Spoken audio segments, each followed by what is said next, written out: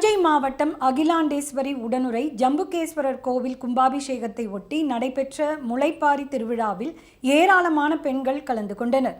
தஞ்சை மாவட்டத்தில் 18 கிராமங்களை உள்ளடக்கிய கிராமங்கள் காசவளநாடு என்று அழைக்கப்படுகிறது. இதில் உள்ள கோவிலூர் என்ற கிராமத்தில் எழுந்தருளி இருக்கும் அகிலாண்டேஸ்வரி உடனுறை ஜம்புகேஸ்வரர் கோவில் மிகவும் பழமையானதாகும். இக்கோவில் கும்பாபிஷேகம் 18 ஆண்டுகளுக்கு பிறகு நடைபெற உள்ளது. இதனையொட்டி கோவில் திருப்பணிகள் 18 கிராமங்களைச் சேர்ந்த மக்களால் பல லட்சம் ரூபாய் மதிப்பீட்டில் நடந்து முடிந்துள்ளது. கும்பாபிஷேகம் 7ஆம் தேதி நடைபெற உள்ளதை ஒட்டி இன்று யாகசாலை பூஜை துவங்கியது.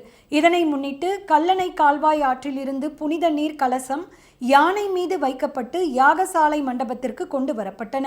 அப்போது பெண்கள் கோலாட்டம், கொம்பு இசை, தப்பாட்டம், வெள்ளை குதிரைகள் நடனத்துடன் 18 கிராமங்களைச் சேர்ந்த சுமார் 2000 பெண்கள் முளைப்பாரி சுமந்து வான வேடிக்கையுடன் ஊர்வலமாக கோவிலுக்கு வந்தனர். கும்பாபிஷேகத்தை முன்னிட்டு கோவில் முழுவதும் வண்ண மின் விளக்குகளால் அலங்கரிக்கப்பட்டு விழா கோலம் பூண்டுள்ளது.